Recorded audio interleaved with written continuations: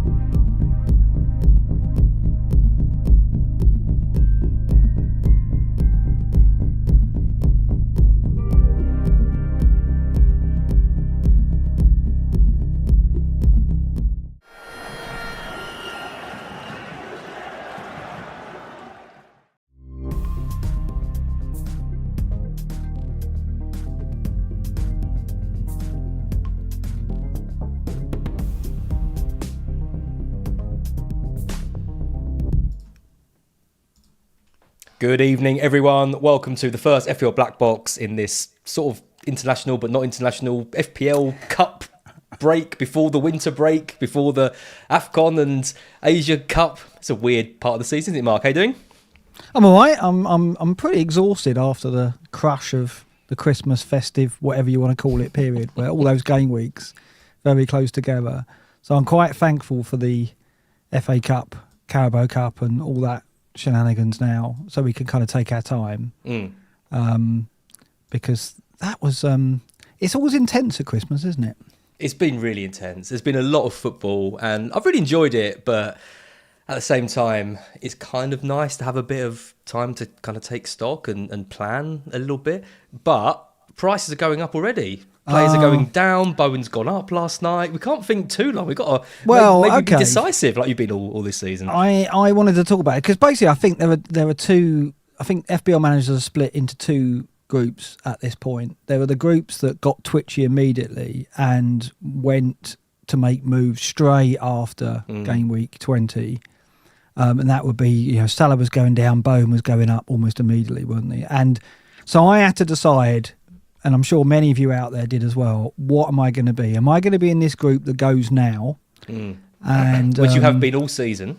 Yes, which I have been all season. and so going now would mean, yes, I get the satisfaction of, okay, I'm getting players at optimum prices and I'm selling players at optimum prices. There's that word twice in the first few minutes straight away. But the problem there is you then got to kind of ride out the kind of uncertainty of the FA Cup in terms of what that might do in terms of minutes and outcomes and the impact that might have on, there could be injuries, but also the impact that could have on potential blanks and double game weeks, which we're going to touch on today, but probably look at in more detail next week prior to the game week kicking off, of course. So I think you had to decide, didn't you? You had to decide which group am I going to go with, and I was very tempted to stick to my plan of, no, I'm going to be aggressive, going to push it. But I just looked at it and went, there's too many unknowns. I mean, the Haaland, we now know Haaland's back in training. So I didn't know a few days ago whether Haaland would be a factor in game week 21. It now looks as though he is, and that changes things. What about you? What were you thinking? I've got 2 free transfers. Are you in a similar situation? And what were you making that decision, or were you always going to leave it? I wish I had 2 free transfers. No, I've just got the one, and I've got Salah and Son, and I didn't realise Kabore is off as well. You didn't realise? Right. So that shows my own. That sums it up this season. I was relying on him and haven't got him. So I mean, I'm pretty sure I'm going to be doing the most popular transfer this week, which is surely going to be Salah to Bowen, right? That just seems like a nice easy move, frees up funds. Bowen's got Sheffield United, that kind of deals with that. It's just, what do I do with Son? And I think in my position I probably need to attack it a bit more, like we've said in the last few weeks. And look, there he is, poster boy for this episode, staring at me in the face again. Do I really want to go back down to the Richarlison route? Well, he's the most likely at the moment. But I'm hoping that the episode today might sway me a different way. Yeah, I mean, there are all kinds of permutations. I mean, we're going to talk about Son and Salah replacements. We're going to look at some data, of course, and compare some midfielders and have that conversation. like you, I was kind of looking ahead to this period. I was like, well, Bowen will be the player I bring in because of the fixture at Sheffield United. But I do think that I was kind of like waiting to see what West Ham would perform like against Brighton, because my narrative that I was building was, well, they're going to struggle to create against Brighton without Kudos and without Paqueta. And they did. Oh, they were so poor. They delivered their lowest XG of the season, right? So it's difficult not to go with that narrative, isn't it, from that? I was really unimpressed, especially considering what we saw from them, at the Emirates earlier in the season. They did a right number on us, and they had a few chances on the counter attack, but you could tell we were just a bit more wise to it. And I think there was one moment when I think it was Bowen got away down the left and put in a pretty crappy ball, but other than that, I didn't really have much fear in that game. And first clean sheet in ages, at a time when everyone's looking at Estupiñán and maybe even Van Heck at 4 million, with Brighton's got an amazing run of fixtures coming. But again, I don't think we can take a lot away from it, because West Ham were without key men, and it really showed in that match. So yeah, we'll talk about them in just a bit. Before we get into it, just wanted to say Happy New Year to everyone. First episode of 2024. Did you have a nice break, Mark? I did. Pitt had a cold all over Christmas, so that meant we had to cancel all visitors and all trips to see family, which was a win, of course, because then you can have a nice quiet Christmas. And so it was quite, and because I was like, oh, you're not well. I don't think we can, that we can't really do that trip, and we can't really have those visitors. So I was like, yes, nice quiet night in with the darts. You've been taking her to like garden centres, getting her to like meet loads of kids. We did get out. Snotty noses. Yeah, we did get out, but we had to limit who came in and who got exposed to her germs. But I got through it okay, but she, bless her, had a bit of a bad cold, still got it. And so it was a very quiet Christmas with cheese and crackers and the darts and the football. I was very content with that. That's good. Yeah. And you you? Well, you started telling me a story about your dad before. Oh yeah, well I came on here.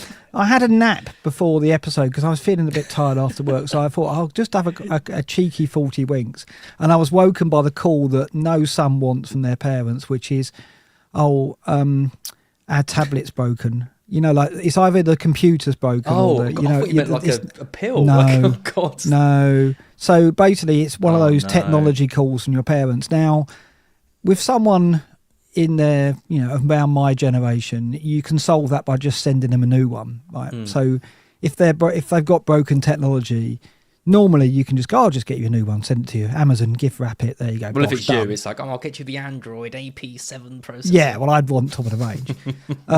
But for my parents, I know that not only have I got to buy a replacement, which is fine, it's not going to cost me too much, but it's setting it up for them, and the pain I will go through over the phone, working out, they've got to get access to their email address and figure that out, and they'll probably not have the password for that.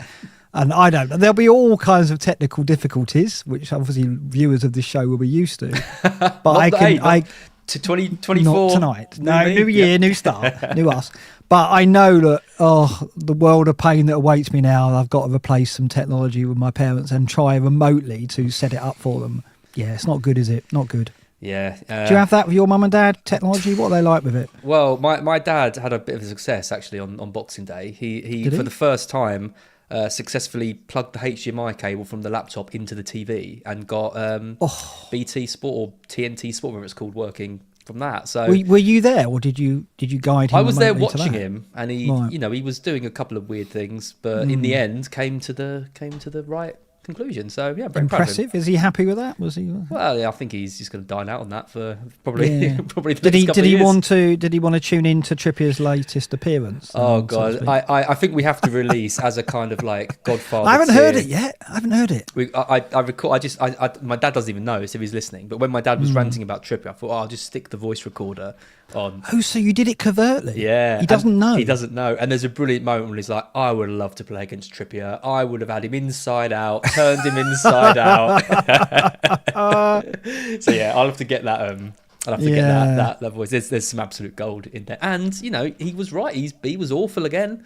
And now He he's got was. this groin injury. Which, Yeah, and if rumours to be believed, he's being turned inside out, upside down in all kinds of ways, isn't he? So, yeah, I don't know what's going on there with Newcastle and Trippier. He's still in my team. Yeah. I'm a bit worried that he's a disruption in my dressing room, quite frankly. I know. Yeah. I think you might have to move him up. Maybe my little Livramento will get a chance to Yeah. shine. Don't know. Your little Livramento. Do you reckon that's what he calls it? No, anyway, let's move on. You can tell it's after 9 p.m. when we've started, past the watershed. Excellent. Let's just give a shout out to our new members. We got a Captain Crumble, I believe, who has renewed. So thank you very much. Onto the Godfather tier. And Mayim Jewellery, very wholesome kind of business sounding account, also joined the Godfather tier.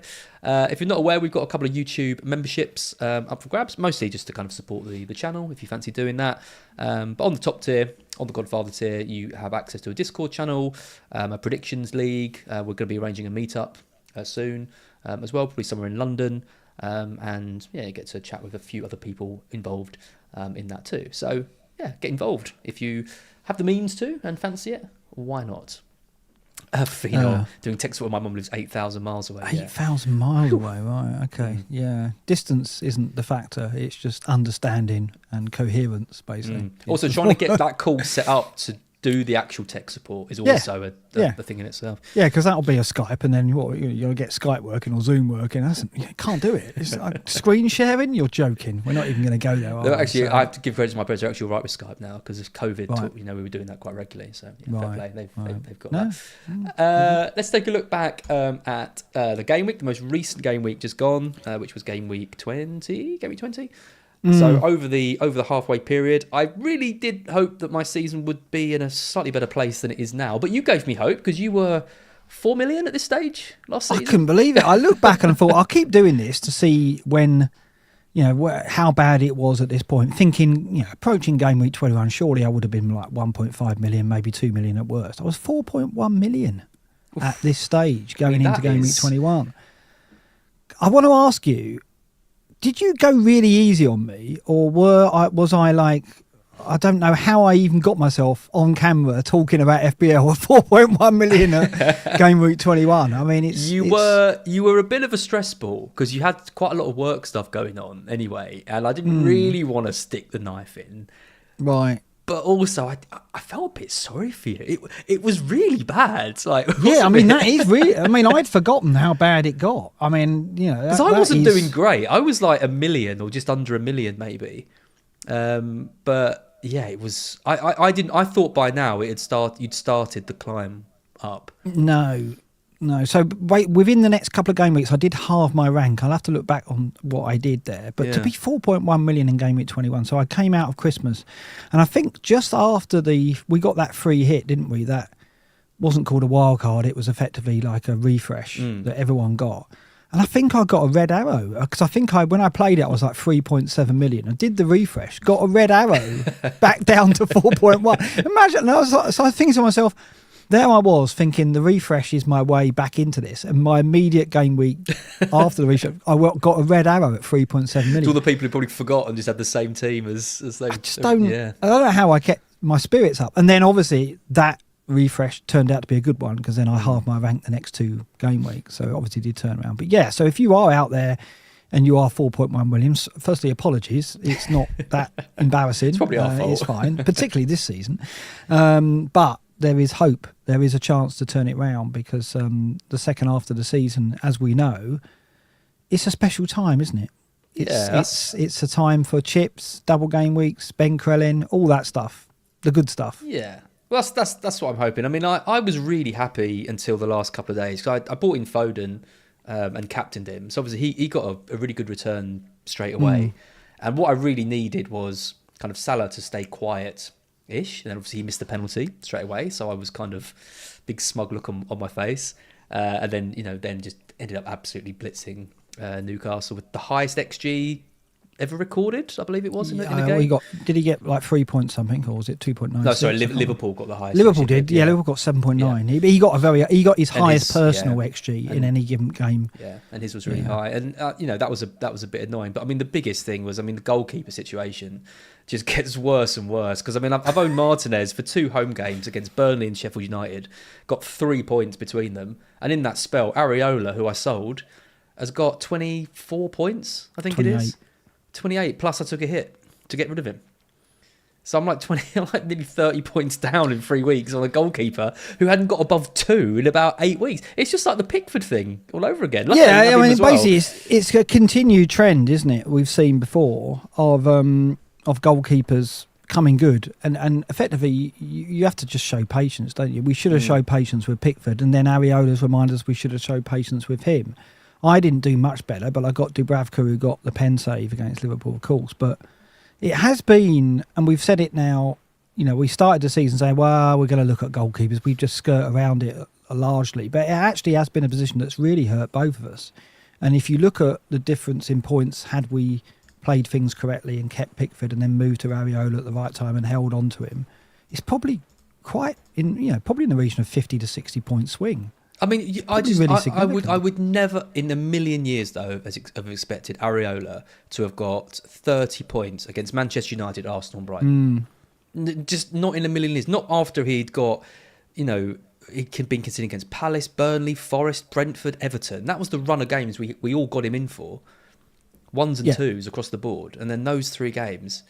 And then he'd recovered from that wrist injury, which also could have kept him out for a bit. We didn't know how badly that was going to be. So... yeah, absolute disaster. Anyway, defence was awful all round. Palmer came in, didn't bench him, unlike a certain other FPL BlackBox streamer. Poor Andy North. He won't want reminding of that. Well, Luke did as well, didn't he? So. Yeah, and that was our fault because we told him to play Solanke over Palmer. But I mean, all my front line delivered. Palmer, Salah, Son, Saka, Foden, Watkins, Darwin all got an attacking return. So. I was really happy with 91 points. It's just the average came up because of the Salah Hall and the Areola clean sheet. So, but overall, up to 1.5 million, my highest rank of the season. Hopefully, can push on into the top million. Interesting, if you haven't looked already, if you have a look over on Live FPL. Yeah, this is great. Yeah, there's a new feature. What this will tell you is if there's any identical teams, so first 11 teams, to your team. So this is my clone, as Ragabolly calls it. So this is the highest ranked manager in the top million with my exact 11. And he's absolutely... and the same captain. And the same captain, again, yeah. And he's absolutely thrashing me. 229k. There's only two managers in the top million with my team. But yeah, I thought that was quite interesting, so go check that out. Do you find that reassuring, Az?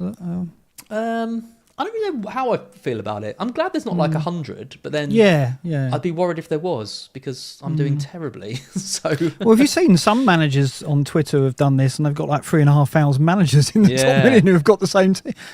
Pretty extraordinary. I mean, I'm surprised there aren't more managers with clone teams to ours because they're not template, but they're also not maverick, are they? They're not like, you look at that team there and okay, apart from Martinez in goal, it is pretty template, isn't it? Martinez and Foden, that's about it. Yeah. Everyone. I wonder if Martinez was Areola, I wonder how many more there would be. Yeah. I mean, there's no real benefit of looking at it. I just think it's quite a nifty feature. So I thought cool. Yeah, very good Ragabolly for putting that in. This is my game week. Yeah, then. You ended up beating me. I was like 20 points ahead of you, and loving life. And then the Newcastle Liverpool game could not have gone better for you, could it? It was crazy, wasn't it? The pen save was like when they got the penalty and Salah stepped up to take it. I thought to myself, well, I can't lose it because if he misses it, hopefully it's on target and I get the points. And he did just that. And at one point, Dubravka was on 11 points if he kept... well, he was going to be on for 14 if he kept the clean sheet. I thought he was going to get the highest... yeah, mega. Yeah. The highest score ever because he was on a mad one. Yeah, he did well, didn't he? I mean, I don't see them shopping for a keeper in January because they've already come out and said their funds, their ability to go transfer hunting in January is going to be limited. So they're not going to use the goalkeeper position, I don't think. Dubravka's good enough, and he'll come good. So he got the 8 points. Porro 2, Gabriel 1, Trent 0.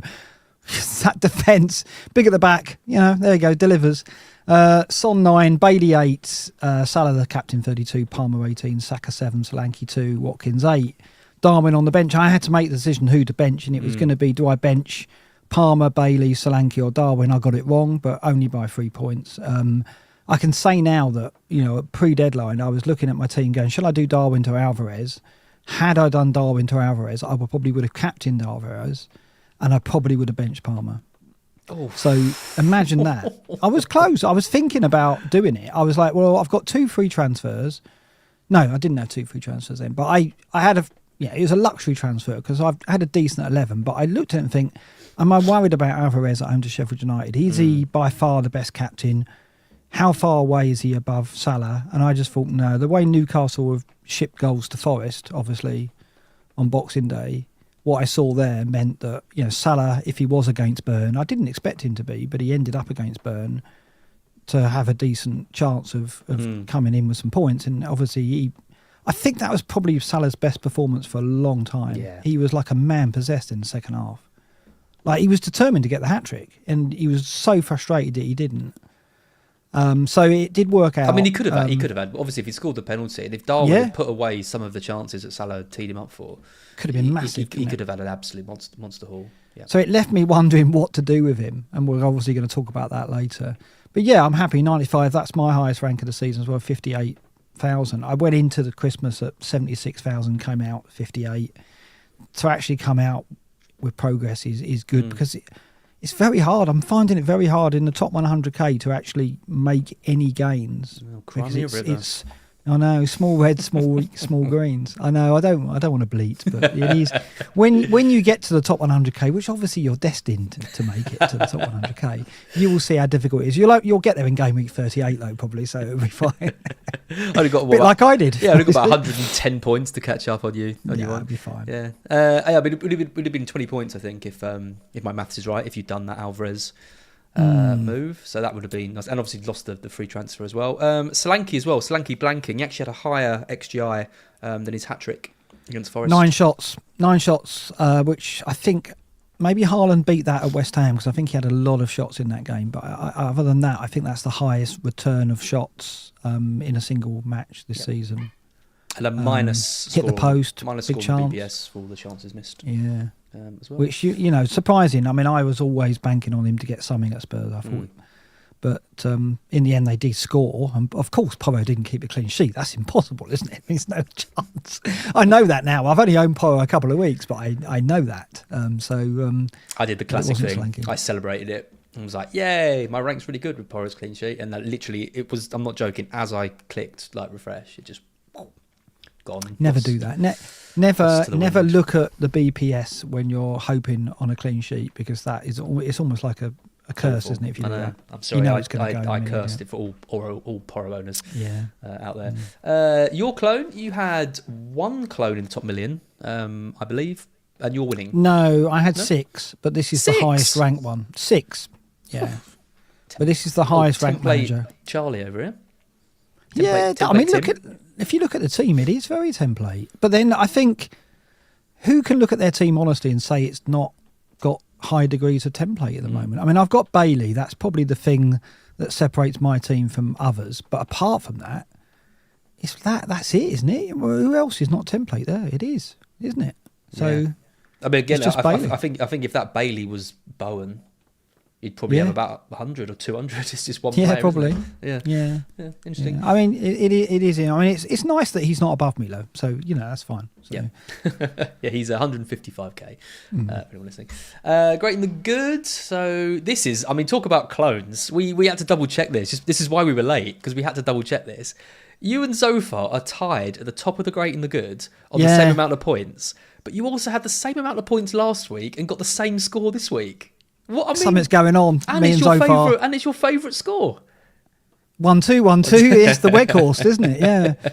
And of all the managers that I thought I'd be cloned with, it wouldn't be Zophar, because he plays very differently to me. He is very straight back by the book. Template, EO, isn't he? Or am I doing a disservice? That's my. Well, you are as well. Look at your team. Oh, Bailey. I've got Bailey's my nod to non-template, isn't it? But I mean, Zoff is notoriously a very steady, low-risk manager, isn't he? Your words, not mine. Oh no, he is. He is, because he kind of he's yin and yang to late riser on the wire, isn't he? So he's a very good manager. Obviously, that's why he's in this league. But he's someone that I wouldn't associate with taking risks, and so I imagine his team. I want to know who he's actually got. Yeah, I'd like to look at his team, because his team's going to be presumably quite similar to mine. But we'll see. But that is, I couldn't. I thought Greyhead had made a mistake. Not like Greyhead, but you look at that and think that's uncanny, isn't it? But, he's got Areola and Gordon to your right. Bailey and Dubravka. Dubravka. Yeah, that's it. That's the only difference. Is that the only difference? Depressing, isn't it? Yeah, it is. It is.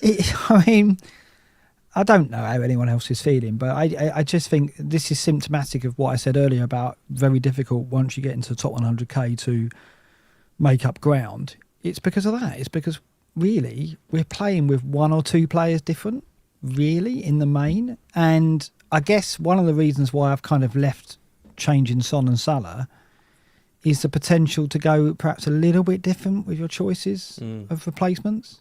Bowen and Richarlison are probably top of the bill, but that's going to be, I imagine, the template moves. So maybe this is an opportunity, depending how Liverpool progress in the Carabao Cup and how the doubles and blanks fall and how many minutes Jota gets, to look at someone like that as a little bit of a differential.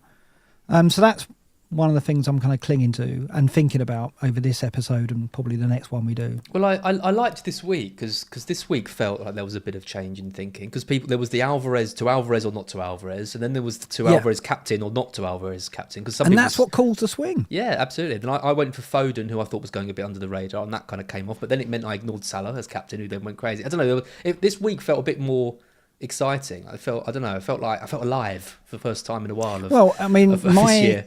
My rank gain is down to the fact that Alvarez and Man City came into the equation to have people question whether Salah should be the captain. Yeah, absolutely. Yeah. Without that, we'd have all gone Salah and I'd have moved very little. So that was the big factor, really, the fact that Salah came in like he did, which is typical, isn't it? When there's a split in the community, you can bet your life that one option will go big. Yeah. And in this case, it wasn't Alvarez. Luckily for me, it was Salah. But that's pure variance. All the people that benched Dubravka for Areola as well. If you'd offered them the switch around, take those 8 points, you'd bit your hand off for it. So, yeah, it was a very strange week. We've got quite a bit to discuss. Obviously, we've got another show next week, which we'll probably have as a bit more interactive and stuff, because it's kind of like early stages. But obviously, the big thing at the moment is the players going off to AFCON and the Asian Cup. As well, and you did a bit of research on kind of which teams we can expect to maybe go into the latter stages of the tournament as well. And interesting, Egypt. They're they're one of the favourites, obviously, but you've got Senegal, Ivory Coast, Morocco, and Algeria, all tipped by the bookies and potentially go a bit further on, which could mean we see Egypt exit. Even in the quarterfinals, something like that, which would mean Salah comes back in game week 24 potentially. Yeah, well, that's it. I mean, like, the worst case scenario is that Salah will be out until game week 26, because if Egypt win it, then he may well miss game week 25, as well as this graphic shows from at Rob T FPL. Really good graphic that represents when the players or when the how the game weeks will be affected by the tournaments. So if Egypt win it, then he could be out until game week 26, which is significant because Liverpool could well blank in game week 26 should they get through to the Carabao Cup final, which is expected because they've got Fulham over 2 legs during this period, right? So we won't know before game week 21 if they've progressed to the final, but the first leg is before game week 21, and for all we know they might win that by such a lead that it's a pretty done deal, right? So if Salah doesn't get back until game week 26, you're going to miss him in game week 26 anyway if Liverpool get to the Carabao Cup final. The other scenario is if they get to the Carabao Cup final, they may actually have a double in game week 25. And we'll look at Ben Crellin's table in a minute about this, because we're entering this period now. It's Crellin time. And this is, we've got to start thinking about double game weeks and blanks. And we'll look at it in a lot of detail next week, I'm sure, when we're through the FA Cup and we've got at least one round of Carabao Cup results. But at the moment, you've got to think about what you're going to do if you are going to get rid of Salah, and look at the possibility that Liverpool could double in game week 25. Is Trent going to be enough? Are you going to move to someone like Jota with your Salah transfer in order to get yourself a double game week player should Salah miss game week 25 if Egypt win? But like you said, there's a chance, and I think they could draw Morocco in the quarterfinals, who are third favourites, and some bookies have them as favourites. Well, it's so impressive in the World Cup. Yeah, so Egypt could go out and Salah could be back for game week 24, which is at home to Burnley, isn't it? I believe. So yeah, we've really got to keep an eye on this and look at all the possibilities. But which is why, again, I think holding on to transfers, getting some information from the FA Cup, but also the Carabao Cup, is probably, for me, was the right thing to do rather than move for the price rises. What are you thinking with Salah? You've already mentioned that he's going for you. You seem quite adamant about that. Are you selling with the funds left to get him straight back again? I can't get Haaland back unless I sell Salah. Right. So I'm probably going to ignore Haaland for the Newcastle game and hope that they remember how to defend and give Haaland one more match to kind of ease back in after, he's been out for a little while now. But then if I want him back for Burnley at home, which I think we can all envision that we will want him back if he starts that Newcastle game, selling Son wouldn't give me the money to be able to do it. So I couldn't do Son and Darwin to Haaland and someone. I think it's 3.9 million for a mid. So I'd have to. I mean, I quite like my team. There's a few players that I'm, not kind of too happy with. Livramento, for example, Kabore, but these aren't my money bags. I haven't got as much money as you have in the bank, so it has to be Salah that leads. And because I've got Foden, because I'm paying the extra 7-7 for Foden over you, who's got Bailey, or other people have got like Douglas Luiz or Gordon or someone. I've kind of got my money a bit more tied. So basically, long story short, I have to get rid of Salah if I want to bring Haaland back. But I think I've got the wild card that I can play, to bring Salah back and potentially Son back. Which I think I'm going to end up doing because I haven't got that bench boost to worry about. So. Oh, of course. Remind me again why that is the case, because I can't understand why you wouldn't have it. I mean, I'm trying to look at the positives of that, but I mean, so you're going to spin it to be a positive. Yeah, let's go with that. But I mean, it could say Egypt do get to the later stages, 25, 26, and people have got Haaland back, and then it's very unlikely people are going to be able to move back to Son and Salah easily in 26, for example. And I mean, Liverpool could have and not have a game if they're in the Carabao Cup final, but it's all permutations, isn't it?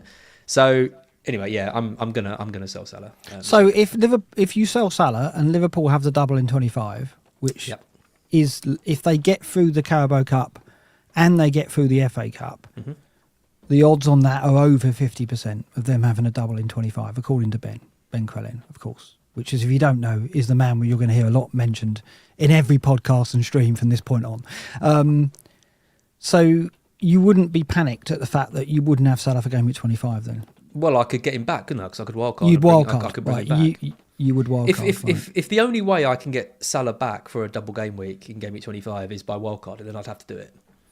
And I think it would catch a lot of people out, because I think a lot of people wouldn't be able to get Salah back, because people are going to spread the funds around. Unless people are benching him or leaving a sizable pot of money in the bank, I think people are going to mostly be using the money to get back to Haaland and not having a pot. So that is hopefully going to be a bit of leverage that I've got. Yeah, no, I think you are right. And that's what's making me think about my strategy about, well, if I can leave money in the bank I can sell Salah, but if I leave the money in the bank to swap back in one move, which would mean going for cheaper alternatives, I couldn't go for Bowen and Richarlison. I'd have to go for, I don't know, a Neto and a Johnson or something ridiculous like that. But it is, let's face it, you're only bringing those replacements in for 2 to 3 game weeks. You're not bringing in a 5.5 or 6.5 midfielder for 5, 6, 7, 8 games. You might, if you're bringing in Bowen and Richarlison, you're probably going, well, they're long-term picks. I'm going to keep them. Yeah, well, that's fair play to you. I get it. But the other tactic could be, if you think, well, I'm going to want Salah back and I want to leave the money to get him back, you can just get some placeholders in for a couple of game weeks who have got good fixtures, who might well return. But how are you going to get Haaland? I can get Haaland. You can get Haaland, selling Son to get Haaland. Yeah, so I can do Trippier to a Doughty, Son out to someone like a 6'5" midfielder, and Darwin to Haaland, and keep Salah and not sell him. Or I could sell Salah and keep enough money in the bank to get him back in one move by getting 2 cheap midfielder replacements for Son and Salah. I think having the extra transfer and having a bit more in the bank, because I got Bailey and didn't get someone higher priced than Bailey, gives me a little bit more leeway. Yeah. So you're in a good undecided position. I what think to having the two frees is a massive advantage, and something that I wasn't really able to do. I mean, I could have done, but then I wouldn't have got Foden. So I'm happy with that move. But yeah, you're in a good position because you've got the money in the bank and you've got the two frees. So Yeah, it's just what I do, though. Yeah. And I think for me, in order to explore that strategy, I'd have to go against the popular choices, which we're going to see later are going to be players like Richarlison and Bowen, and I have to hope that my choices, which are going to be lesser options, but not stick around for very long, are going to keep pace with the likes of Bowen and Richarlison over that spell. Now, I don't know how much of a risk that is. See, I can't risk those options going off and me not getting on it because I'm holding on to an expensive Salah at my rank. I have to go for it a bit more. So it's quite. I mean, that's one thing about us both in completely different kind of echelons of the ranks is that you can see how strategies differ maybe because you've maybe got a bit more leeway to hold Salah, and if your rank drops a little bit because you don't have Bowen and he gets a brace, you're going to go down to like 100,000, 150, whereas I could be back in the 2.53 million mark. Yeah, I mean, the double game weeks for Liverpool and the blanks for Liverpool are the key for me. I think it's how they fall, and we're not going to know for sure going into game week 21 how it's going to fall, but we'll have an idea because we'll have the FA Cup progress and we'll have the first leg of the Carabao Cup. So this is why I think it's worth. If you've missed the price rises, don't get too worried about it because maybe the information you get over the next few days prior to game week 21 will be worth those knock-ons. Quite a few people asking in the chat about price rises and falls during the period. I mean, Haaland has lost 60% ownership or something and only dropped 0.1. So there is something going on which is keeping his price at 13.9. That is Mark. No, honestly, don't look at me. I the way the price rises work was always a mystery to me and a source of frustration. I think it makes sense though because you can't have Haaland dropping to 12 million. You've got to keep him around 14. But I would have expected him to drop a few more times than he has. That's fair. Yeah. And I don't really know what's behind that. I mean, maybe it is maths and the algorithm makes sense. But I know one of the reasons why the Premier League and FPL were always reluctant to reveal the way price rises work with some transparency was to reserve the right to step in and intervene when they felt it was for the benefit of the game. Now, that was going back a long way, right? Years back. That was their stance then, and that was, kind of, they never said that was the reason, but that was the reason that I put to them, and they were like, well, yeah, that's a benefit.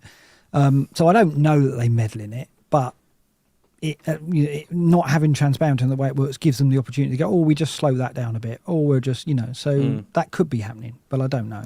I think what people want is they just want to know. Like, even if there was a transparent, I know it's never going to happen, but if there was like a price, similar to what we get with some of the other things, and it just said Haaland locked, and you knew he wasn't going to fall from 13.9, or you could just see that the rate was like massively slowed down because it's just like he could have dropped 0.3 or he could have dropped 0. Like it's just a weird not knowing kind of thing, isn't it? That's what I think. Yeah, but he's not officially locked, but he's going down at a very slow rate. Exactly.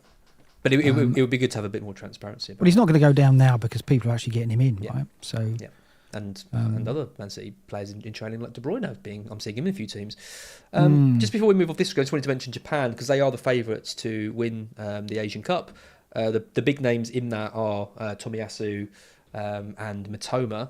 Mitoma, interestingly, isn't fit at all. De Zerbi said he's amazed that he's been called up to the squad. He was told he'd be out for, I think, 4 to 6 weeks, something like that. So I'm guessing it's similar to what we've done in England and in previous tournaments with Rooney, was it? When we've had a player who's had a bit of an injury and we think he's going to be available for the later stages.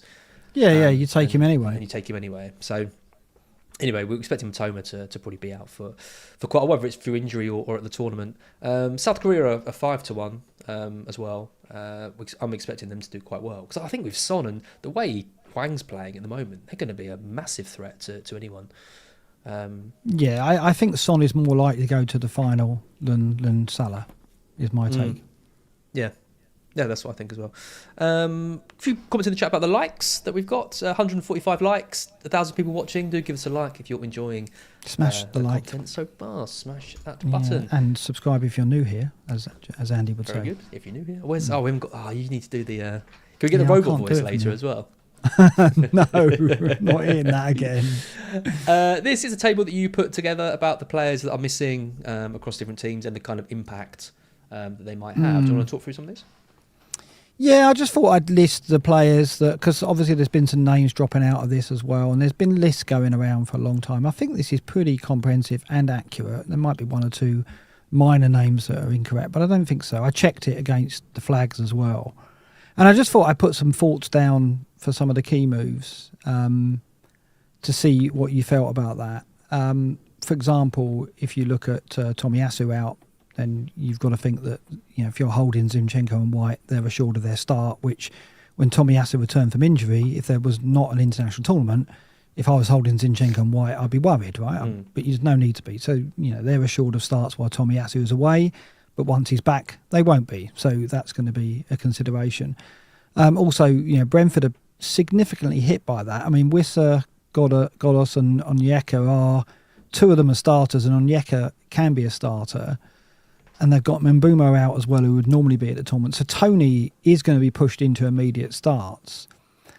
Now, he's not in any of our tables. And, I can't put him in the captain conversation. But along with Haaland, he's a significant player who's coming back into the reckoning, isn't he?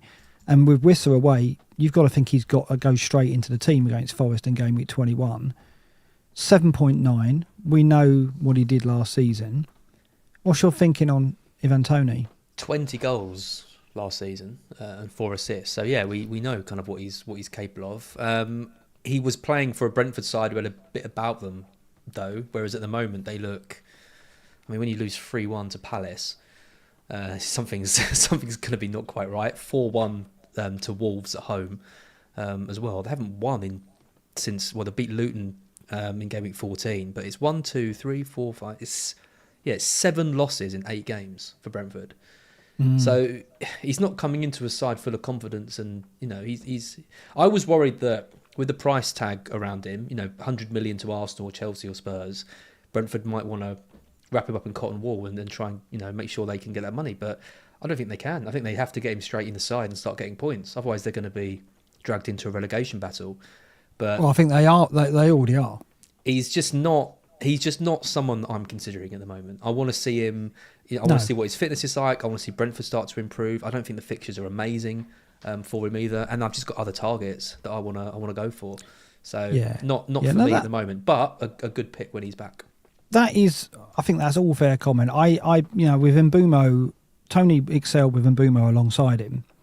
And Wissa was coming off the bench and providing some attacking impetus as well. And Brentford were confident for periods last season when Tony was getting goals and points.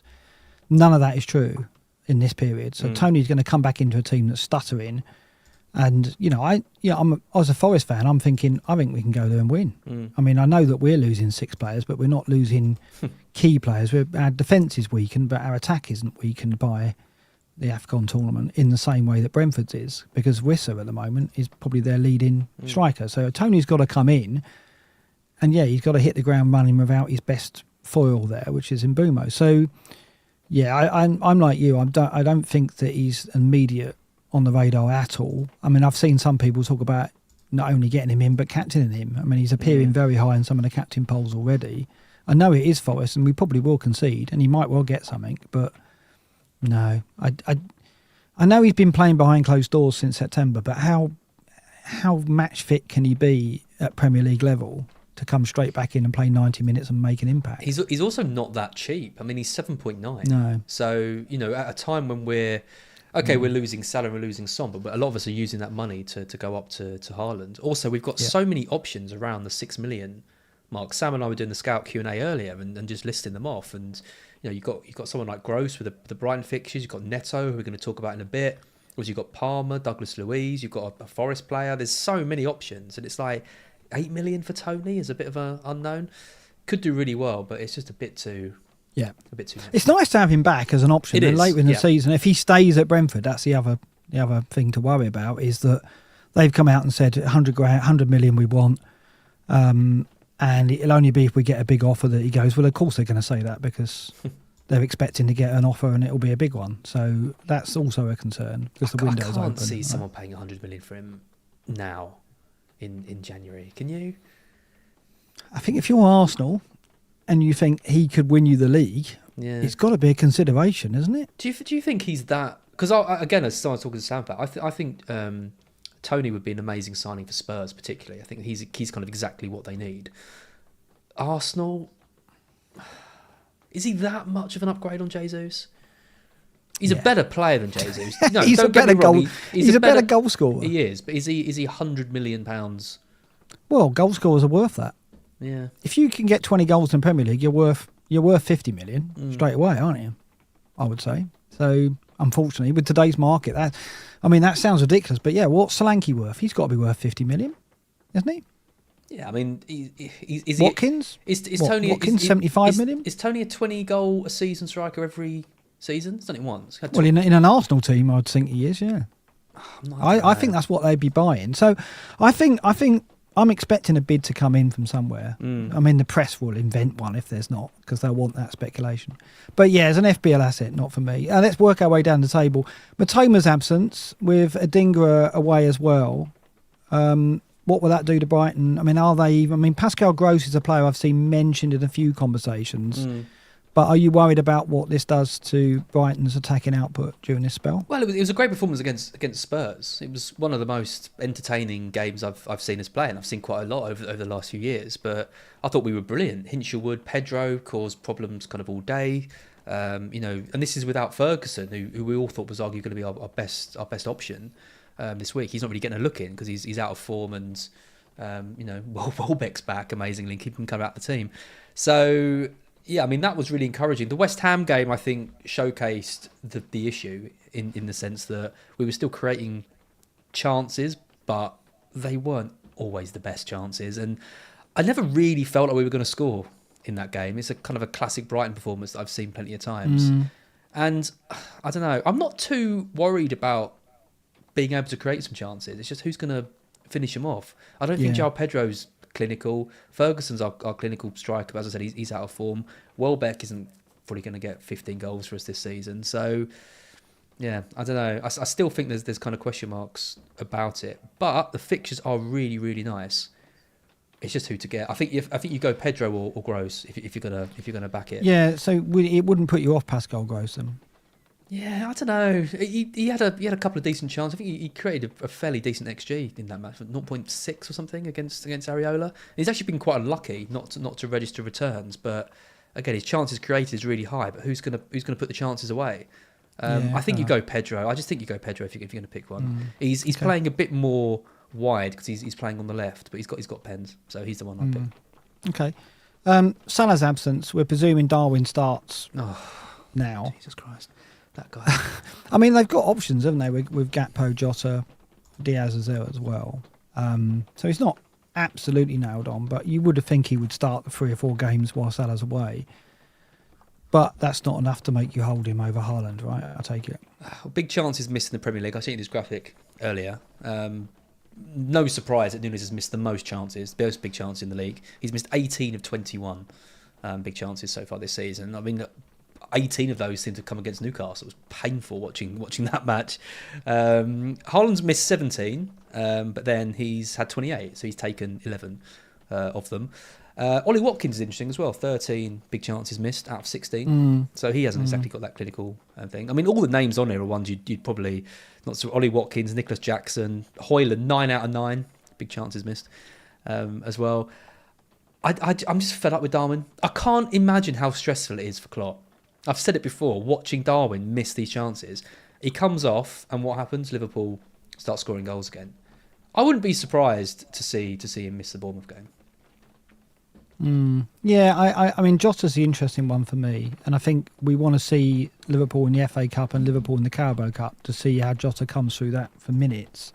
Well, I do anyway, because I love Jota. I think he's one of my favourite players, and he could be a difference maker during this spell without Salah if he gets the three or 4 starts. That's I like the thing. it. But will he though? Will he get Because I mean, he's a better player than Darwin, isn't he? Much better. Well, who plays on the right, like with Salah out? Because It's got to be Jota, isn't it? You'd think. Could be Elliot. It could be Elliot, right? It could be Elliot with Diaz on the left and Gakpo up top, or Jota up top and Elliot on the right and Darwin on the left. I don't know. There's still, even with Salah out, there's still a question mark around Darwin. But Jota can play all three positions. He can play centre, left, or right. Now, and he's right been good when he's come on as well. He has been good. He looks really sharp, doesn't he? Yeah. So I think that's what's interesting about Salah's absence is not the fact that Darwin will get the starts, because maybe we've kind of not given up on Darwin, but maybe most people who own Darwin, he's going to be the one sacrificed to get Haaland back. But it's whether Jota becomes a factor now and from this point on. And then further down, Son being away, Richarlison and Johnson starts assured, right? So we know that. And Richarlison will stay in the central attacking role. And that obviously, when we get to the data in a minute, will show just how attractive he is as an option, right? But crucially, obviously Liverpool are going to be affected by Salah's absence, but they've got exceptional players to come in Diaz, Jota, Gakpo, Darwin. They've got 4 very strong attackers there to come in. Spurs aren't as well equipped. They're good players, Richarlison, Johnson, Kulusevski. Do you think Son's absence is going to affect the output of Richarlison? I mean, or can we overthink that? I mean, it has to. It has to. You take Son out, and it has to affect him. I mean, I was so unimpressed with Richarlison against Brighton. I thought he was awful, right back to his I've been constantly offside, just kind of snatching a thing. I mean, a couple of good finishes when he was through, but didn't seem to have any real awareness of where he was on the pitch. But then against Bournemouth, really high XGI, 1.39, scored the goal in that. And actually his points have been really impressive. I mean, it's 2, 3, 4, it's 5 goals in 5 games for him now. So, I don't know. He seems quite, he's playing up front. Spurs are going to attack no matter what players they get on the pitch. But losing Son is massive. I think like you say, I think losing Salah's obviously huge, but Jota, Gakpo, Diaz, that's still a pretty impressive front three. Whereas I'm not Richarlison, Johnson and Kulusevski, and then Lo Celso as well. Plus we get a couple of looks at Liverpool before game week 21 as to how they're going to set up and whether you said there Jota's look sharp. Well, let's see what he does. He might not start the FA Cup or the Carabao Cup, but he'll probably start one of them. And if he starts one and looks really sharp and scores, you got to think, well, suddenly I'm looking more towards Jota than I am towards Richarlison. He will have pens though. Richarlison will have pens, which is big. Yeah, it could be, and it has been all season, so that's got to be a factor as well. I mean, there's a school of thought that you can overplay the absence of a player and its impact on the players around him. Like the models will always like Richarlison because when you take Son out of the equation, the goals get goal involvement goes distributed to the other players, and it's the same when Salah's taken out of Liverpool. Jota, Darwin, Gakpo, they'll all have higher expected values in all the models because of Salah's absence. So these players will all show up really well. What the model can't build in is what's the impact of those key players missing, and how much is that overthinking, or is it a factor we should build into our decision making? Again, it's something we've got to consider, and at least having the FA Cup game and the Carabao Cup game might give us a bit more information on that. Yeah, I think one issue with Jota though is when Salah's back, then suddenly you're worried every week about Jota's minutes again. Yeah. Oh yeah, he's not a keeper. Yeah. No. If I went to Jota, it would be with the money in the bank to move him straight back to Salah, I think. But I think that's a valid strategy. A question from Bro Tyne, who'll be on Liverpool pens. I'd imagine McAllister if he's on the pitch. I think Darwin. Really? If he's on the pitch. Yeah. I just think that Klopp will want to get him goals because with Salah out, he's relying on. I mean, you look at Gakpo, Diaz, Jota and Darwin, they're all sorts of goals, aren't they? And again, that's the other thing with Son out the way, is Johnson, Kulusevski and Richarlison. It is a bit more weighted towards Richarlison being the sole source of the goals there, whereas for Liverpool, they've got 4 players who could all score. But I think Klopp will want to just breed confidence in Darwin. I can't believe Salah took that second pen against Do you Newcastle. not? Oh, he's always going balls to. Of steel to take that. Yeah, but we've seen it before. We've seen him miss one and take another one. I know. He just continues to impress me. I wouldn't have had the minerals to do that after that miss. This is the Krillin table. The Ben Crellin table that you mentioned. There's a lot going on here, and we've spent the day, haven't we, messaging each other about different permutations of, which players go through in the cups and what this means for a bit later down the line. One thing we do know is the Arsenal-Liverpool game is going to be absolutely crucial in defining kind of what happens a bit later on in the season, and that's the blanks we talked about with Liverpool a bit later on.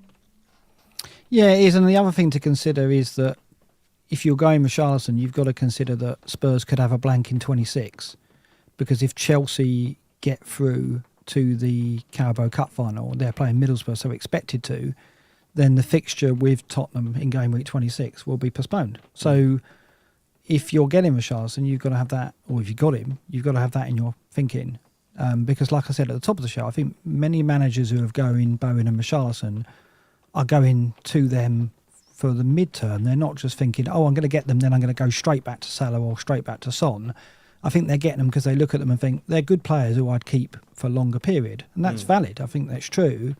But if you are doing that, you've got to consider that you might face a blank with Richarlison in 26. So that's key as well. Yeah, I mean, I think after this weekend and the FA Cup, and perhaps after the first leg of the Carabao Cup, we'll have much more clarity on this, and we'll revisit this then, because we can put a bit more certainty into it. At the moment, there's just too much uncertainty of where the doubles will fall. We know that there's going to be blanks in 26, because there has to be, because obviously 2 Premier League teams will get through, or 1 will get through to the Carabao Cup final at least. Middlesbrough could beat Chelsea. So we know there's going to be at least 1 postponement in 26. And like you say, the Liverpool-Arsenal fixture is important, because if Liverpool get through to the Carabao Cup final and the FA Cup, it's very likely they will have a double in 25. So that we'll have a bit more information about that as well when we come back for the next Black Box. Which looks a good double as well, because it'd be Brentford and Luton. Yeah. I mean, if that's when you might play your wild card, and others might panic about getting Salah back. Yeah, so it's got to be in our thinking, isn't it? And our strategy in terms of the exit plan for Salah and Son is these doubles and blanks. They've got to be in our thinking. It is key, because I mean, if Chelsea haven't been great, but you just still expect them to be a Championship side in Middlesbrough, and Liverpool, you would think would beat Fulham. It'd be a shock if either of those 2 teams didn't go through. And then Chelsea play Spurs in 26, so that's your Chelsea players, that's your Palmer, that's your Richarlison. Out of that game. If you're getting Brennan Johnson, Porro as well. These are all players in our team. Then Liverpool, if you've got Jota, Darwin, Trent as well. And, if people have got Jimenez as well, who is back and scoring. This is why you just got to be a bit aware of these things. If you're buying too many players from this, then you could be in trouble. But the good thing is we will know. We won't know, but we'll have some idea. If Liverpool go to Fulham and win 5-0, they're at home, aren't they? If they beat in the semi-final first round Fulham 5-0, then we pretty much guarantee that it's going to be Liverpool. Well, and the other thing is, people say, well, you can play your free hit in 26, but the biggest blank will be game week 29, which is the one affected by the FA Cup quarter-finals. We think, I mean, that's likely. It's likely that there'll be a number of Premier League teams blanking in game week 29, so that's where you probably want the free hit being played. So you could free hit your way out of 26, but it's not likely you'll want to, because, and again, obviously the weekend results will give us more idea of the teams likely to blank in 29, because obviously teams out the cup can't get to the quarterfinals. So it's all going to help. This is really the time of the season where information and planning is really key to success. And we've said in previous seasons, it's a time when managers who watch streams and listen to podcasts and are engaged in Twitter have an advantage. But every season, that group of managers increases in size, doesn't it? Yeah. So it's more than ever going to be a time where we see the ranks affected by this, but perhaps not to the degree we expect, because there's a lot of managers clued up. We're going to see some free hits in 26, though. If Liverpool and Chelsea get through, and people have got 5 or 6 players out, then it's going to be hard not to do it. Cool. Okay. Right. Let's take a look at some data. Do you want to do team? Should we do team data, or should we go straight into players? Well, let's just quickly look at team to see if there's any major moves there, because there's a few. Let's take a look at defence over the last 6 then. What's that comment that's come up? Yeah. I'll get Nigel Crabs. Elanga, surely a Timber. Well, we'll come on to that in a sec, Nigel, when we get to midfielders. These marks on my list. So this is team day defence over the last 6. Arsenal top. I mean, But look at Newcastle. Look at Newcastle bottom. yeah, that is nuts, isn't it? I mean, it's not a surprise because of the Liverpool XG that went in. Big chances per 90, 4.50. So this is a side which has previously been in the top 2 or 3 defences, now bottom because of injury, fatigue, etc. And good fixtures as well. You know, Luton in that time, Forest, Fulham. Yeah. The last 6, difficulty 2.58 in according to the BlackBox ticker, so not really tough fixtures. Liverpool in second is interesting. I think I've seen that with watching their games, and there's a little bit more solidity there. They're less reliant on Alisson getting them out of trouble. They're still not a reliable source of clean sheets, but who is? I mean, not even Arsenal are they? So I think that's really the story of the season so far. You look at these teams, Arsenal, Liverpool, Villa, Man City, Bournemouth. I mean, the data is good, but you only got to ask Luke, who's owned Raya for weeks. You know, what's he actually got out of Raya? Not many returns. I mean, he got a penalty save out of him, but he hasn't got many clean sheets. So we know owning Liverpool and owning Arsenal defenders. I've only earned Gabriel, but there's been a lot of people who've doubled on Raya and Gabriel, or Saliba and Gabriel. It's been frustrating. So to even own Arsenal defenders, it hasn't proven to be successful in terms of clean sheets. So that's definitely the case for Liverpool. You will testify the case for Villa as well, won't you? I was going to say, yeah, I've got bloody Gabriel from Arsenal who are top, and Martinez from Villa who are third, and not a single clean sheet from Martinez, and one from Gabriel against my own team, Brighton. Yeah, I mean it is interesting. I mean the Newcastle defence is amazing. I mean the player who's really impressed me, which I think has massively helped Liverpool, has been Endo. So we talk about players going. He's going away. Yeah, we talk about players going away. He was one of those signings who I thought was a bit of a desperate, when they signed like Aquilani a few years ago. Well, who was that one Arsenal got? That he's absolutely terrible. They got him like an emergency loan. He played once and he was like awful.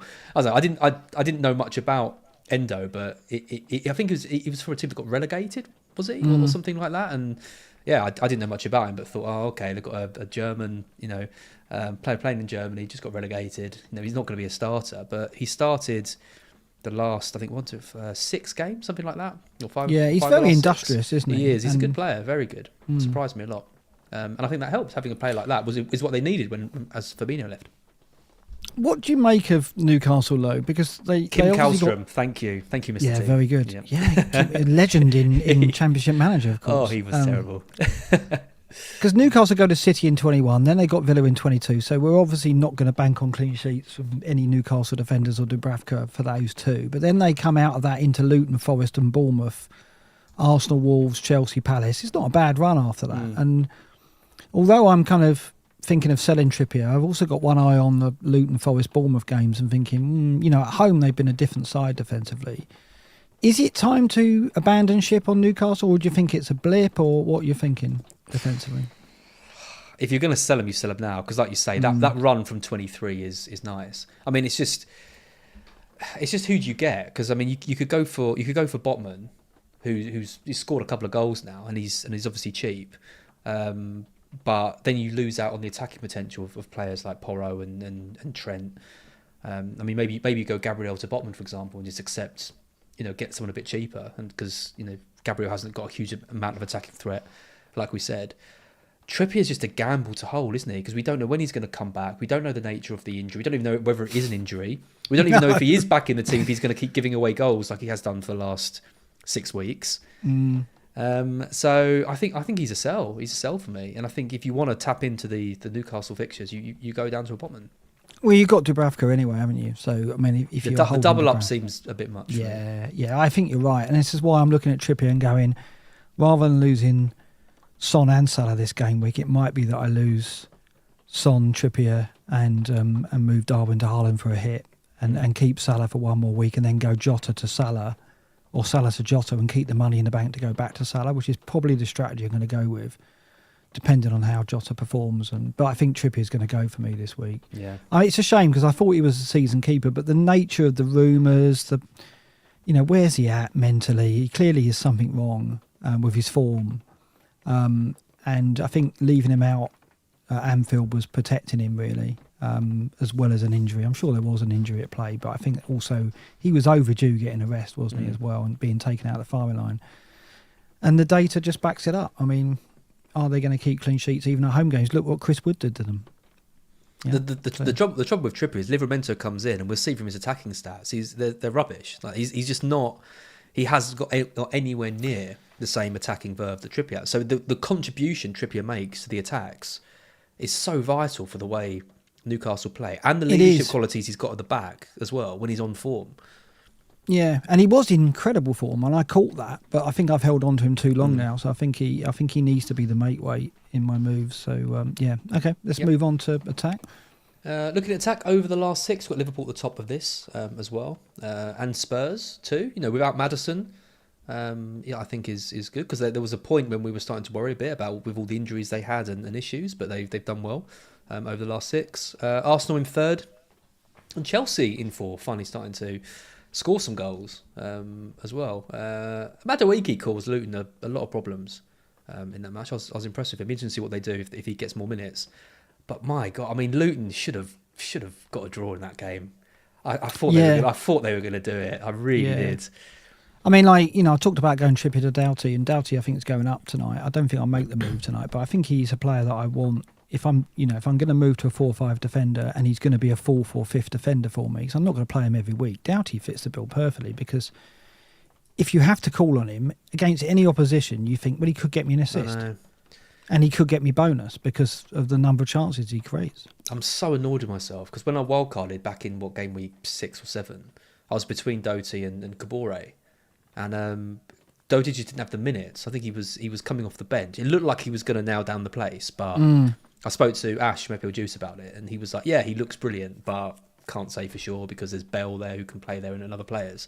So in the end, I went for the safer option in Kabore, who's been absolutely awful for me all year. And now he's gone off to AFCON. And if I had Doughty instead, it would be a nice thing. But anyway, ifs and buts. No real surprises here. I mean, one to mention here is West Ham in 16th. Their attacking data's not been strong, and yet Bowen is a very popular figure. You talked about going to Bowen. Are you worried by not only the absence of Kudus and Paqueta possibly? Paqueta might come back in this period, but the data shows here that they're not a strong attacking team anyway. I know, Bowen has still managed to get 11 goals out of that anyway, so he could well continue with that, and he probably will. But do you take any stock in West Ham's attack being one that's not particularly strong? Yeah, I mean, he's playing up front, for a team, and he's got how many goals has he got? He's got 11 goals this season. I mean, it's an amazing return. But you look at his points; he only had one double-digit return this season, which was in game week 3 against Brighton. He seems to need more than an attacking return to get bonus as well, which is a bit of a problem. They've kept. I would have said he doesn't often get the clean sheet point either, but they've kept 3 clean sheets in a row now, which is typical. I don't know. He's not the most exciting option. I think Jota and Richarlison are much more exciting options to me than Bowen is. But he is consistent and reliable, and he gets something most weeks. And whenever West Ham score, he's normally involved. So yeah. Well, we'll look at that. We'll look at that later when we compare him to others, but.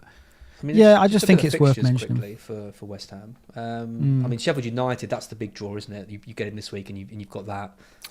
But then Bournemouth United, Arsenal, not amazing. And Sheffield United away, they go there without the creativity of Paqueta and Kudus maybe. And Sheffield United under Wilder are different than they were under Heckingbottom. So I think that I don't know. It is obviously still a good fixture, and Sheffield United is still a weak side, and if you go to the defensive data, they're probably still bottom of that over the last 6. No, they're not. 12. There you go. So, the Wilder effect is there in the data, perhaps. So I don't know whether Bowen's going to find it. West Ham and Bowen are going to find it easy at Sheffield United. But he is the most likely to score if West Ham do score. I mean, the fun option here is to go for the players from the first and second best attacks, which would be Jota and Richarlison. Yeah. and ignore West Ham completely. That would be the fun move. I don't really know. I might chicken out and go somewhere else. We've got loads of players to talk about. I was highlighting and thinking I want to pick your brains on some of these. Let's just cover keepers really quickly, just because. Areola. It's a pain. Do we have to? Look at this. He's top of this now. Look at this. Areola in first, 9.67 points per 90 with his 3 starts, which is... Look at the saves per 90 as well, 6.3, by far and away the highest as well. Now, earlier when we had him, he was averaging around 3... He was struggling to average 3 saves per 90. I know. Suddenly, not only has he delivered clean sheets, he's delivered them with save points and bonus as well. I know. And his expected goal prevented has gone from a minus to a plus. Yeah. 3.4. Yeah. It's utter transformation, isn't it? Yeah. And you look, I don't know whether the fixtures even suggested it. I mean, he's got them against Arsenal, United and Wolves. I mean, I wouldn't have looked at those fixtures and thought, well, there's 3 clean sheets at all, would you? So, I don't know. It's just, yeah. Dubravka's doing well though. He's making 5 saves per 90. 2 averaging 4 points for a 4 million goalkeeper. It's not bad. Look at that, 15 goals conceded though in the last 6 games. That's the most of all goalkeepers over the last 6. So we talk about Newcastle defence, and yeah, that's why he's having to make a lot of saves, and he's not going to get a penalty save every week. So at the moment, it looks a bit ropey for him, but he's better than Martinez, so I wouldn't beat yourself up too much. Let's look at defenders. Over the last 6, we've got Moreno out in top. We've got Trent in second, 0.5. How essential is Trent at the moment? Yeah, I mean, I think that... I captained him. You see that? I was excited. Yeah, I mean, I think it's valid. I think if we do end up going into 25 and it's a double, then at least we have Trent. It's not the end of the world, because you wouldn't hesitate in captaining Trent if you didn't have Salah or another Liverpool option. I don't want to sell Trent to get Salah back, and I think that will be a lot of people's route if they get Haaland back in this period and they sell Salah and Son, and they look at it and think, well, how am I going to get Salah back? They'll probably look at the Trent bank and go, right, well, I can get 4 million out of that, which is valid, because you can get 4 million out of it. You can downgrade a Trent to a 4-5, get 4 million, and that'll be what you need to swap your midfielder back to Salah. I don't really want to do that. I actually want to leave enough money where I can take Trent and Salah into 25, if that could be a double. At least have that opportunity, because I love Trent. He's my favourite player. He's my favourite fantasy asset. Now I've got him, it's going to be really hard to lose him. Yeah, well, I think 3 clean sheets in 6. He's getting clean sheet half the time. If he maintains that and these attacking data, I'd expect him to push the 200-point bracket again. 4.6 chances created per 90 is high, isn't it? Yeah, I mean, it's the highest on show for defenders by a massive margin. I mean, look at Trippier, look at Porro, 2 players who we are saying have got this massive attacking potential. They're 2.6, 2.7, so he's creating almost double the chance of the next best kind of attacking defenders. I mean, Porro's in third, 0.45. Yep. The difference is goals conceded 9 compared to 4, only 1 clean sheet. In 6, but 3 assists as well, and he's had some shots in the last minutes of games which have been blocked, but he's got a hole in him as well. Again, not a player you want to lose, is it? No. Once you get him, he's on the corners, he's on the set pieces as well, direct free kicks. Yeah, I think for me that we a few game weeks back, Trippier was the kind of crown jewel defender, and then we've seen Trent really step it up over the last 7 or 8 game weeks. Since game week 8, since managers moved Haaland out and moved to Trent because they had the money, Trent has reacted with an upturn in his output, and he's gone from mid-table in this table, or even near the bottom of this table, to right at the top now, and that has translated to returns as well. So where Trippier used to be the one to own if you were investing in a defender, suddenly Porro and Trent have superseded him, haven't they? And that they are now the must-own options, and the top, out of the 3, they're the top 2 to have. And Trippier, I would say, is beginning to lose ground, and players like Estupiñán and Doty are catching up. Estupiñán back from injury, we know what he's capable of. You've highlighted him here. He's 7th over the season. He's only had 7 starts, but his output's been good in those starts, and he's a consideration that I know people are looking at as well. And then there's Moreno. If we know the Villa left back situation is settled on Moreno, which it's not, Dina's still a factor. He's had an injury, but when he's fit, it's still uncertain. Moreno could be another option there as well. But I think the trend is attacking defenders, isn't it? Because we highlighted earlier how difficult it is to get clean sheets and how inconsistent it's been. Attacking defenders is the way to go. Yeah, I mean, you have a week like this when all the kind of the popular attacking defenders blank and you can kind of lose faith. But I think what this shows is over the season, you look at Trent, 0.36, you look at Porro, 0.32. They increase over the last 6. It just shows the growing influence they're having on the kind of attacking play in the game. I love a Stupinan. Honestly, if I didn't have so many issues in midfield and getting Haaland back, he'd be right at the top of my list. So good to see him play 90 minutes. Again, the goal he scored against Spurs. Oh, my word. Absolutely ridiculous. And I think, I know we haven't kept, there's the first clean sheet we'd kept all season, but I think our defence is actually all right. Once we've got a Stupinan, Van Heck I think has been brilliant all season. Dunk is a quality defender as well. We have got some steel in midfield with Steele, he's also in goal, with Belieber and Gilmore too. So I think it's just the amount of changes, isn't it? It's because you've not had a settled 11 and that has disrupted your I can't believe Steele's come back in. I thought Verbruggen had kind of nailed that down, and now Steele's come back in. I don't think that the changing of the goalkeepers really helped, but I was saying to Sam earlier, I think it's helped them both get them both used to the style of play that De Zerbi wants. But rotating goalkeepers, I don't know. I assume Steele's got the jersey for a bit now because he's been playing quite well, but you never really know, kind of week to week. So here's a question for you before we leave defenders. Do you think that a Man City defender will eventually emerge as a viable option? Because I find it hard to believe that they're statistically so strong defensively that the clean sheets won't eventually come. And as we enter this part of the season, it becomes more about results. And I think we will see City transform to a team where when they're 2-0 up away from home, they'll just manage the game out and get the clean sheet rather than push forward and perhaps concede a silly goal. But maybe that's naive of me to think that will happen. But the statistics would suggest that there's got to be more clean sheets coming their way. Do you not think? Yeah, I mean, it's Walker, isn't it? If you're going to get a defender, it's Walker. I mean, towards the end of the season, it's an amazing run for City. From game week 32, they have Palace, Luton, Spurs, Forest, Wolves, Fulham, West Ham. Yeah.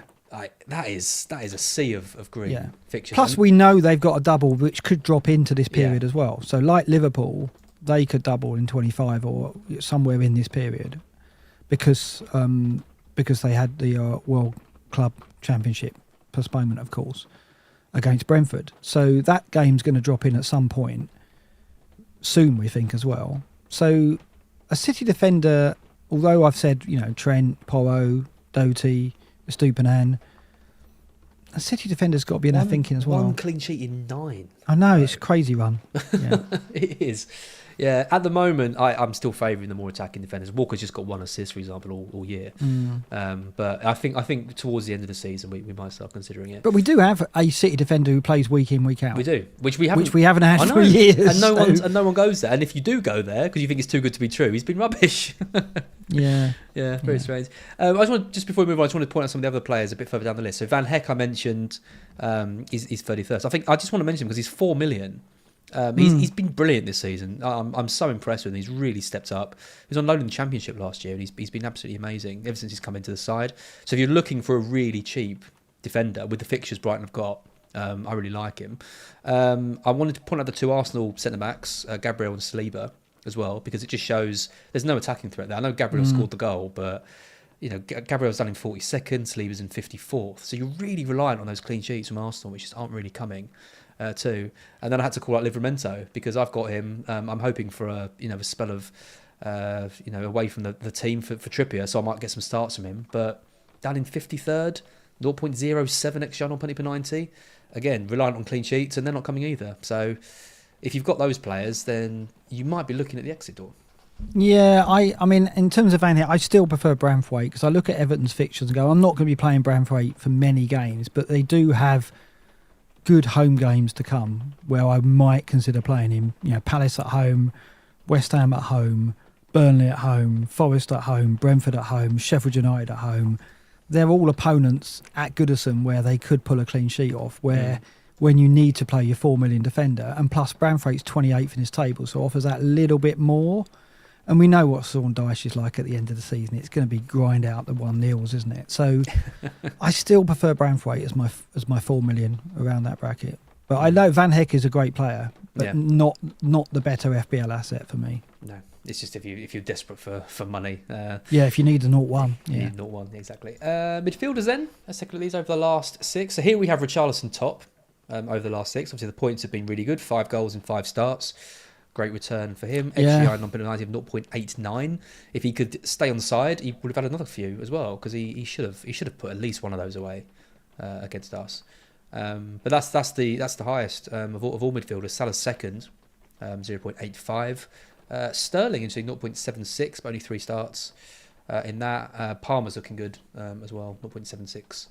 So if you haven't got Palmer, I mean, I've seen quite a few people who wildcarded who left him out. Well, Fabio Borges, late riser, haven't got him. I don't get it. I don't get it. No, very strange. Because he is an absolute quality player as well. It's not through luck that he's got his returns. I mean, obviously the number of penalties is a variance thing, but there's no doubt in that he is a player that you take into every game and think he could create, he could score, he could be lucky and get a penalty.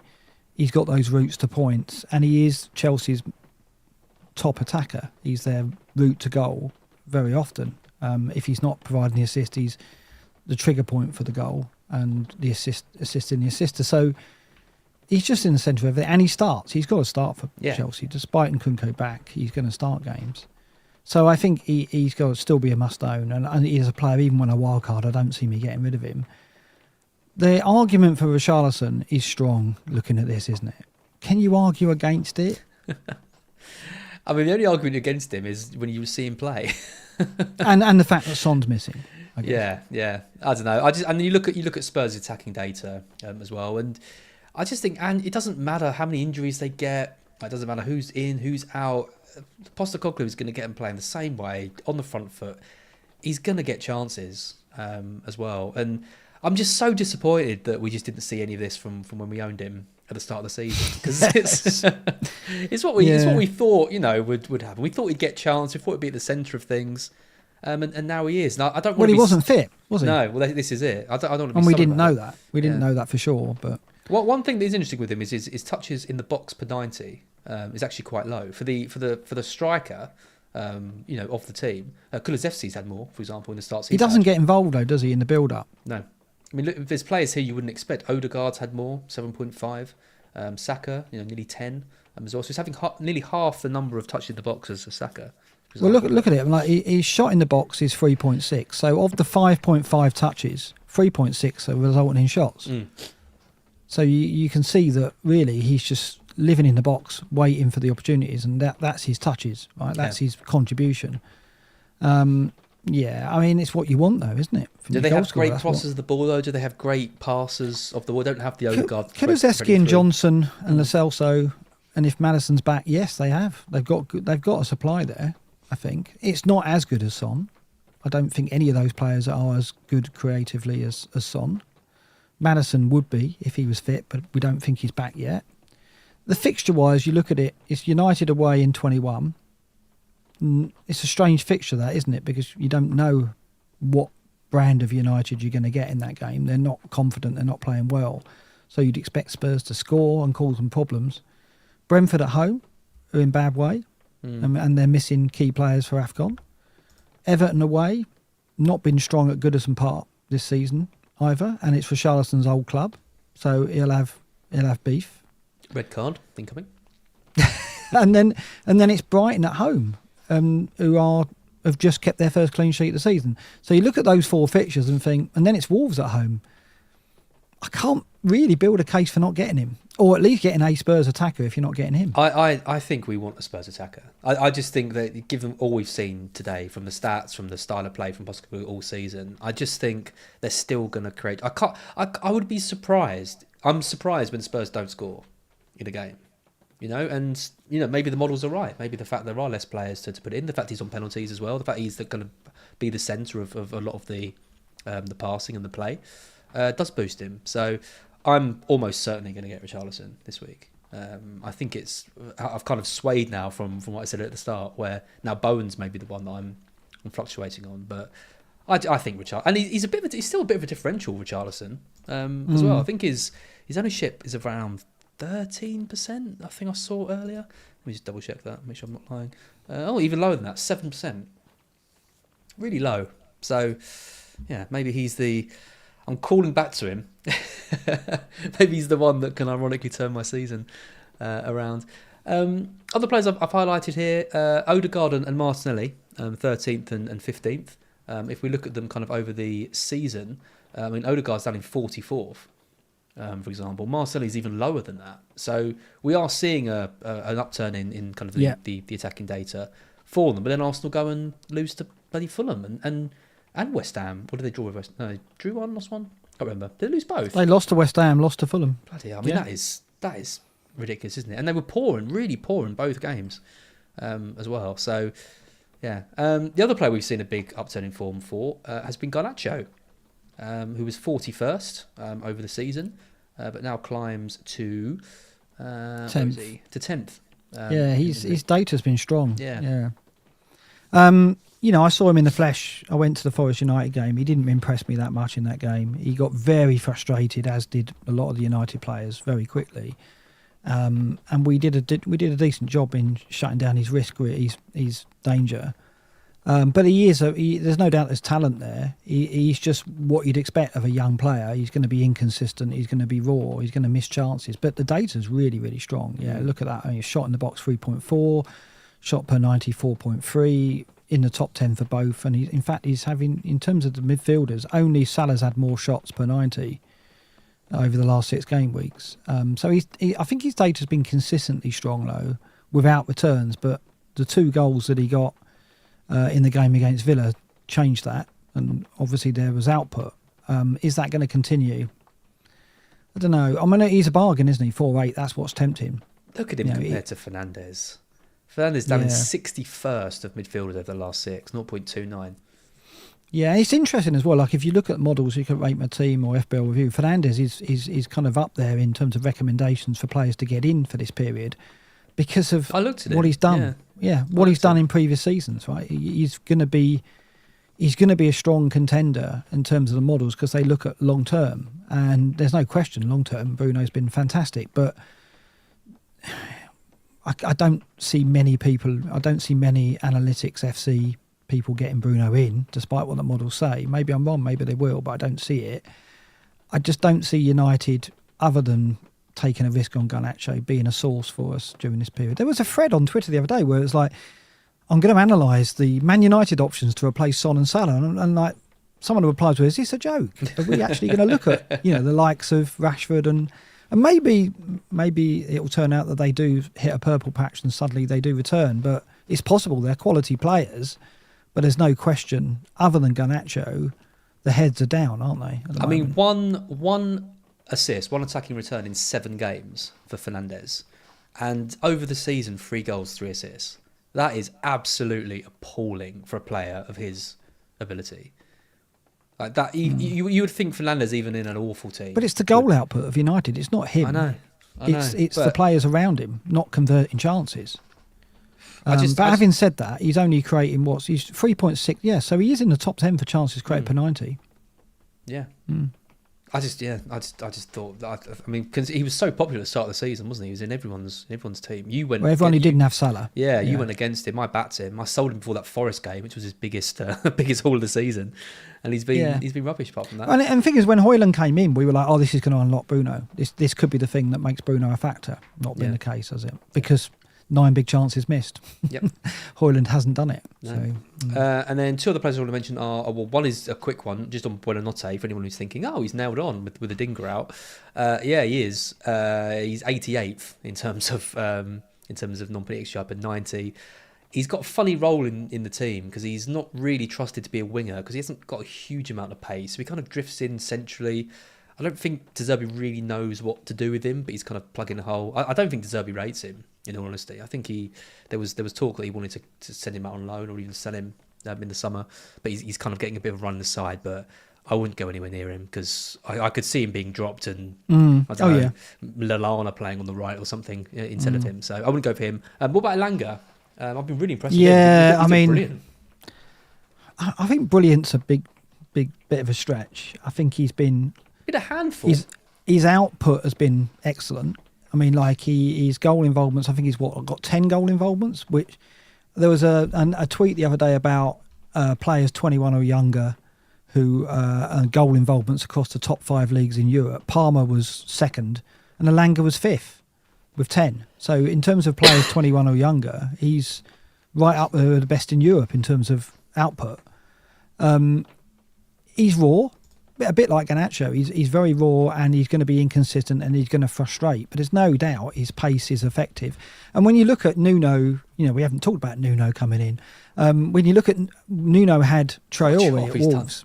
Yeah, he had Traore at Wolves. And when you look at Elanga, you think, well, he's not quite as quick as Traore, but I'll tell you, there's not much in it. And when you see Elanga in the flesh at full pace, it's like, whoa, that's a bit weird. It's super, it's incredibly rapid. But he's got more of an end product than Traore, hasn't he? That's the thing. The output shows that. He can assist and he can score.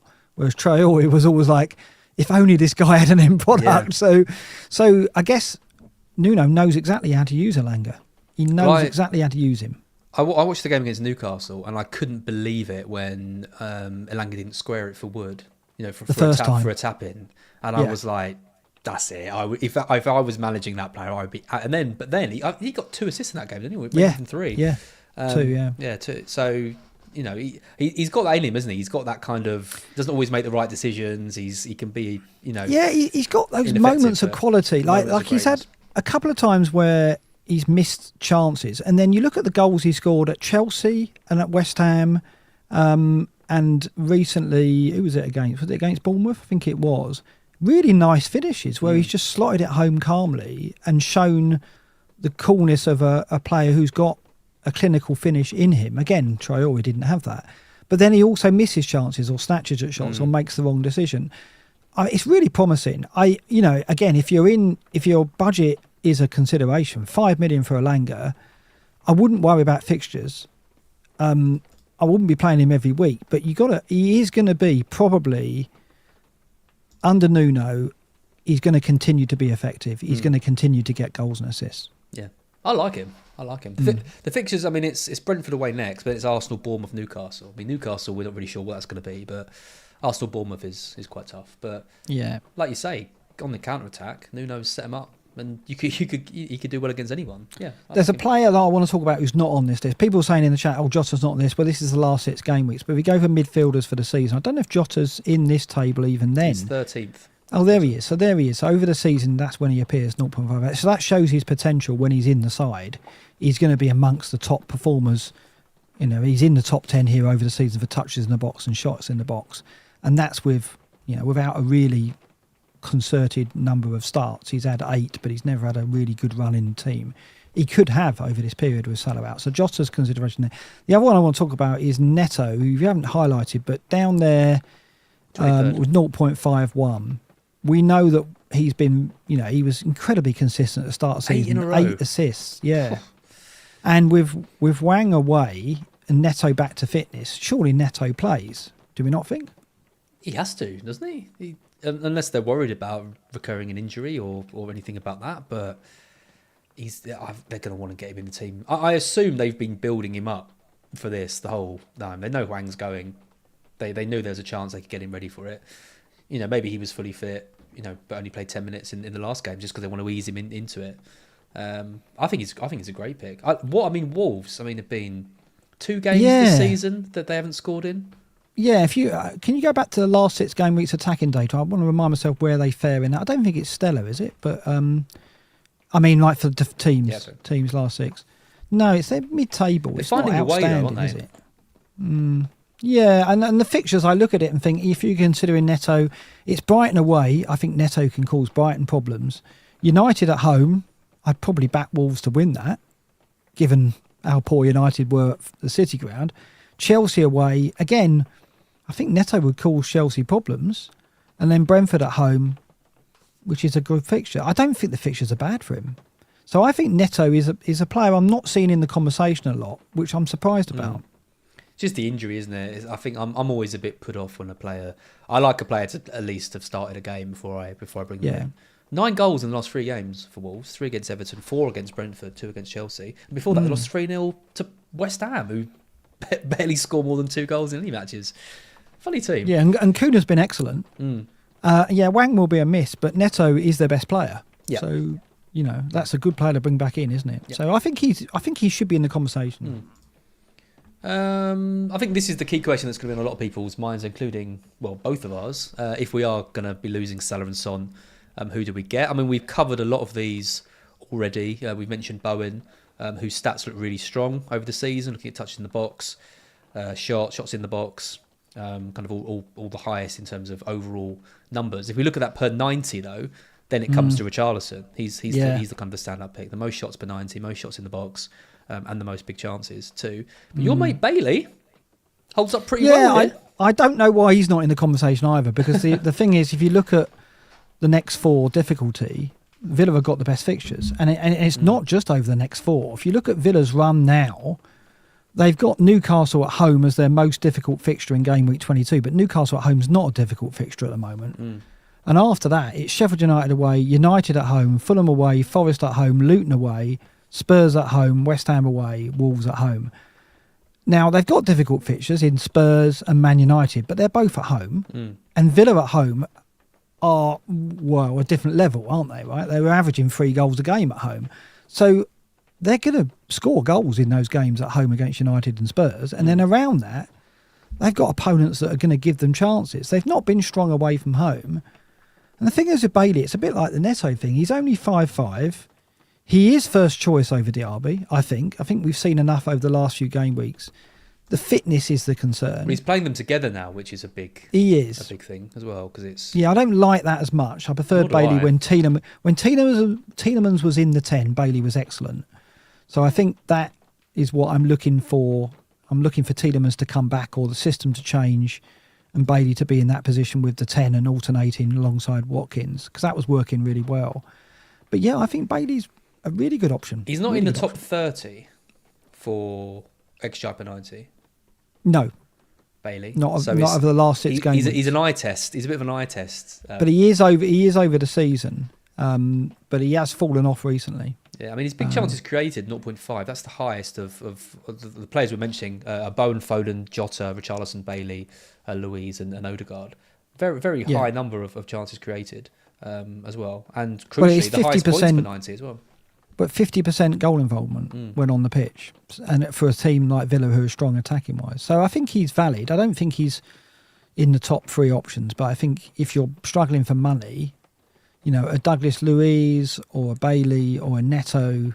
Do you prefer really Bailey to Luiz still?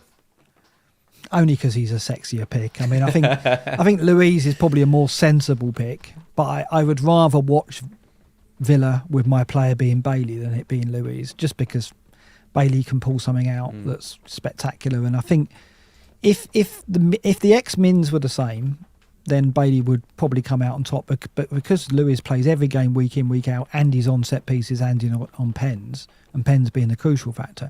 I mean, he has been fortunate with the number of pens that he's got. I'm not sure what the actual final figure is, but I think it's 4 pens or maybe even 5. I don't think he scored more than 1 goal from open play. So they have had a lot of penalties, Villa.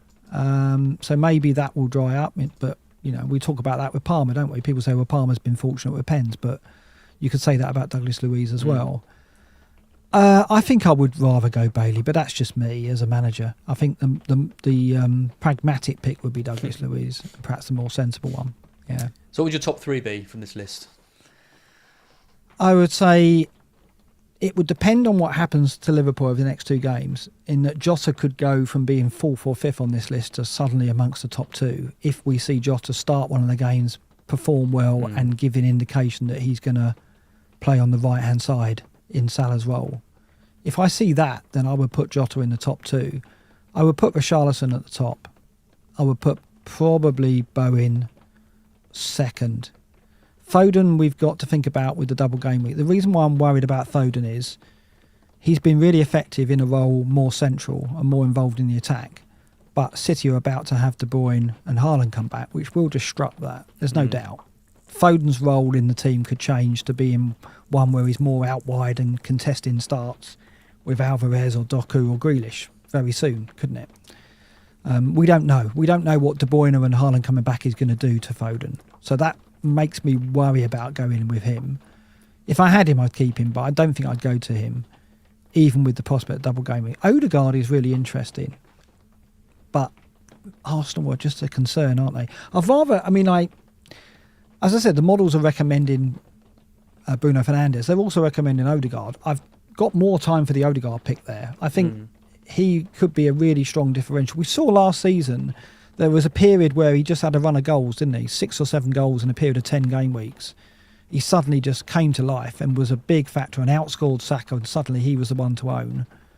Penalties were a factor as well because they were alternating penalties as well. But I think Odegaard could be a dark horse here. What do you think? Where are you going? I think Richarlison's number one for me, given the fixtures, the stats, and Spurs. So he's going to be the first one I go to. Then I think it's probably Bowen, just for kind of safety. And then I think it's pick your poison, really. I think Bowen isn't. I think Richarlison is quite a league ahead of the others. I think, given that he's got the penalties as well. I think he's the only one on this list other than Luiz who's got penalties too. So I don't think there's much in it between the rest of them.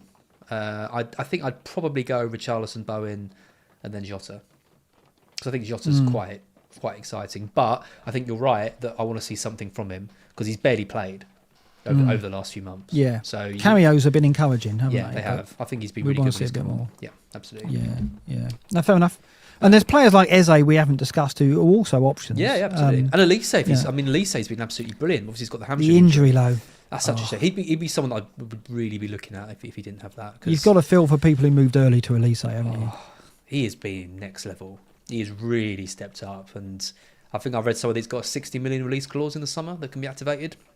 He's gone. People will pay that. Yeah. He could play anywhere. He could play any team in the league, without a doubt. Yeah. Let's just quickly look at forwards. Then look at Nunes at the top. He's back. He's back at the top. 1.06 XG on penalty per 90. Mainly due to Newcastle game. Conversion rate is 6%. Oof. That is the worst on show of all strikers. Anyone here that you want to mention? I mentioned João Pedro earlier. He's in 13th as well. No, I mean, Watkins' decline has been interesting. He's dropped down this list, hasn't he? Almost like a stone. Yep. 0.37. That's low. That is low. Yeah, and we've seen Bailey's data drop off, and I think that's as a result of Watkins dropping off in XG as well, because obviously those two have had quite a partnership and were creating for each other, and obviously that hasn't clicked recently. No, there's not too many names here. I mean, Calvert-Lewin could have been, but fitness, Rail coming back could have been, but I think we're going to stick with 3 up front. I think for me, Watkins, Solanke and Haaland will be the way I go. And I don't think any of these players are easily going to break into that. Tony's obviously someone we've mentioned could eventually. Isak and Wilson, there's just uncertainty there. Jesus, too much frustration. Yeah, I don't see anyone breaking up those 3 for me at the moment. I mean, you haven't got Solanke. What's your thinking? Are you going to go 3-4-3? Probably not. No. Right, 3-5-2. Yeah, I'll stay with the 5 in midfield. I think like if you look at the fixtures, I just think moving for Solanke now, they're bottom of the ticker over the next 6. I mean, again, you've got the Newcastle game, but I'm going to assume that they're going to be better at home. I just think getting Solanke now just feels like chasing points a little bit. Fair enough. Yeah, I mean, I think the fixtures are a reason to look at that. Yeah. But I do fear him every week, and it was horrible not owning him for that last match. Any differences over the hat trick? Yeah. Oh God, the hat trick was even more ridiculous. The only player really that to mention here, I mean, is over the season and over the last 6 is Chris Wood. Has been remarkable, absolutely amazing. What performance against Newcastle?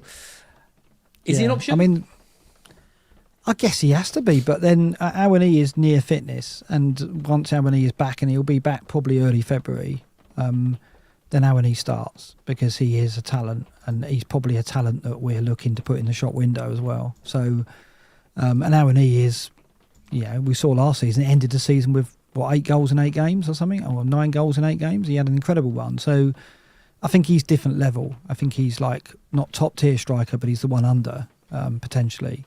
So, but Chris Wood, amazing what Nuno's done to get tune out of him. all we've done really is get players closer to him, and by doing that, suddenly Wood becomes effective. But also, the way he took his goals was incredible, wasn't it? Mm. I mean, I'd love to get an Awoniyi though from game week 28. Brighton, Luton, Palace, Fulham, Spurs, Wolves, Everton. Yeah, I think Awoniyi could camera be. gone? My camera's overheated again. I think that's a problem. I'll get it back on for you. I'll try to. Yeah, I mean, Awoniyi might have a time this season, but for me, it's really hard to break up the three that I've got. It's going to take a lot to break them. It might be that we lose patience with Watkins or Solanke at some point, but not yet. Yep. Shout out to Yelena, who sold Chris Wood before his hat-trick. Ouch. Well, who didn't see a Chris Wood hat-trick at Newcastle? It was so obvious. Unbelievable. Absolutely unbelievable. Quick look at captains this week, because obviously without Salah, we've got choices. We'll look at it in detail next week, won't we? We should know more on Haaland's likelihood of starting, won't we? Yeah. I think we're expecting to see him maybe on the bench for the game. Who have they got in the cup?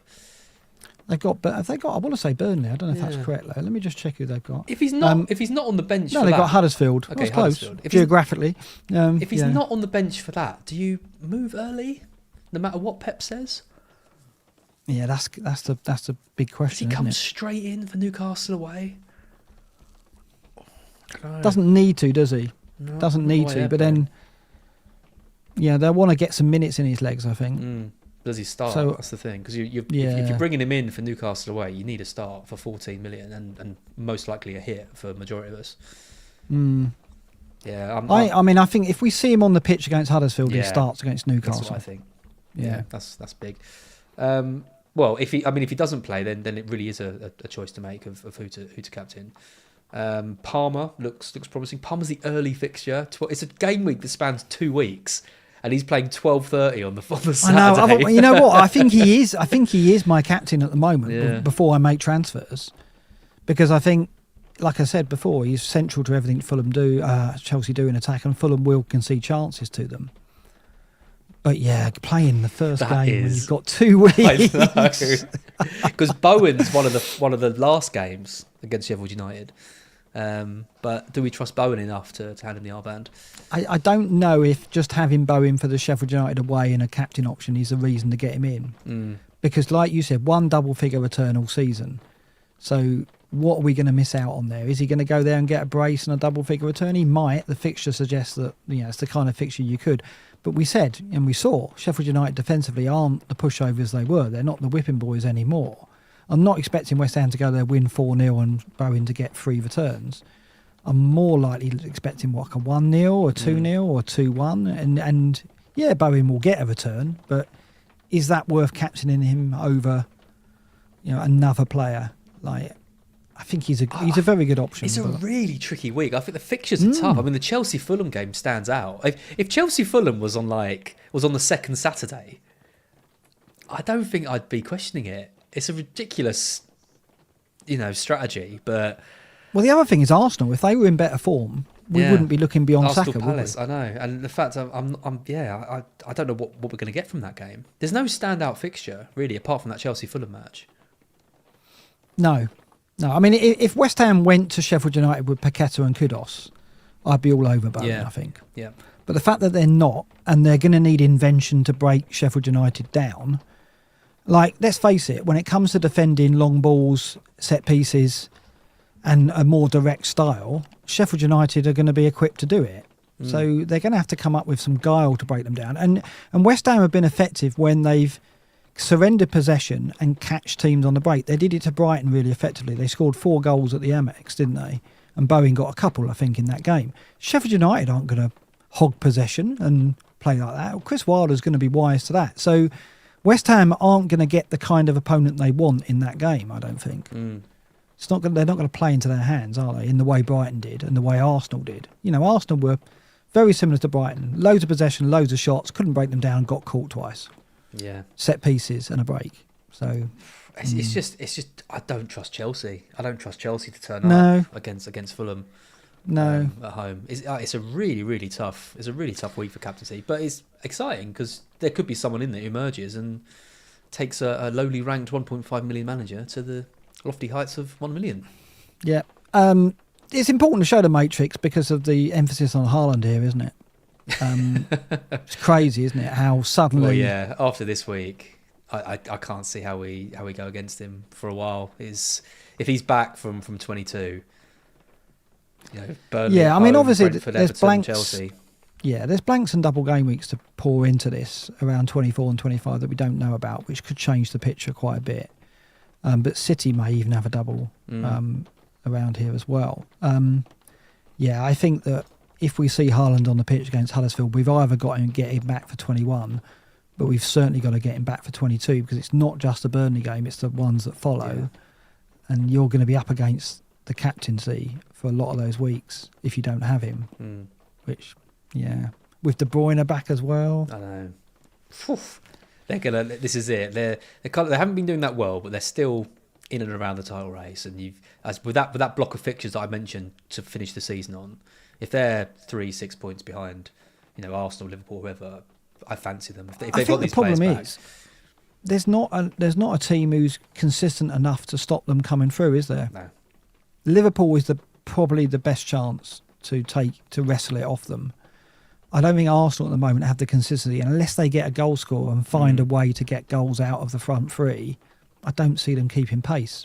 So, interesting. It's a shame. I want it to be a low, most 3-horse, 4-horse race. Yeah, it's going to be really. If we can get to like game week 30 and there's still like 3 or 4 teams in and around it, it's going to be really interesting. But my senses tell me that around them we're going to start seeing City pull away and I hope not. I hope it goes to the end. So do I.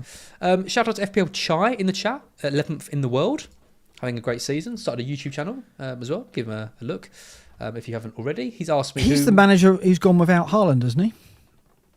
What, all season? I think so. I think he's famous for that. Say in the chat if that's the case. But I'm pretty sure he didn't have Haaland. Yeah, he could well be. Right. There we go. Yeah, so I'm pretty sure that's his notoriety. 11th in the world, no Haaland. Wow, that is seriously impressive. Yeah, hats off. And it's I don't know what his track record is over previous seasons, but yeah, he's obviously doing exceptionally well. And it's great when this time in the season when you start thinking about who's going to win it, don't you? I mean, this is the time when Oscar was top, if you remember, around midway, wasn't it? And then he obviously blew it. Yeah, well, not bottled it, but that's when he came to the fore, and his channel just exploded, which was great for him, obviously. So we're in the latter part, and we're in the chips, we're in the double game weeks, and things can change a lot. Things can be volatile. They're not very volatile at the moment, but yeah, I think the volatility is coming. I think it's going to be an interesting couple of weeks. To answer your question, Chai, my captain is currently on Palmer. Just because when you set up your bus team, you look for the most obvious one, and I think he is the most obvious one. So this is my team: Martinez in goal, Trent, Porro, Gabriel, Palmer captain, Salah, Son, Saka, Foden, Watkins, and Darwin. The thing is, my bench is rubbish. Like Archer and Livramento, and then Cabore's off. So I'm going to get rid of Salah and Son. So you'll take a hit. Will you take a hit this week? Yeah, I think Richarlison definitely, and then one of Bowen or Jota. Right, and then that will give you the money to go, Darwin to Haaland next week? Yep. So I don't think I can do Salah to Richarlison and Darwin to Haaland. I don't think I can do that because that would be another option. I'd have to go even lower. So I've got to free up money from both Salah and Son to do Darwin up. Yeah, and then your route back to Salah would have to be selling Trent or wildcard him. Yeah. Yeah, not easy because my funds are low. Unlike Mr. Moneybags over here. What's your plans? 2 free transfers.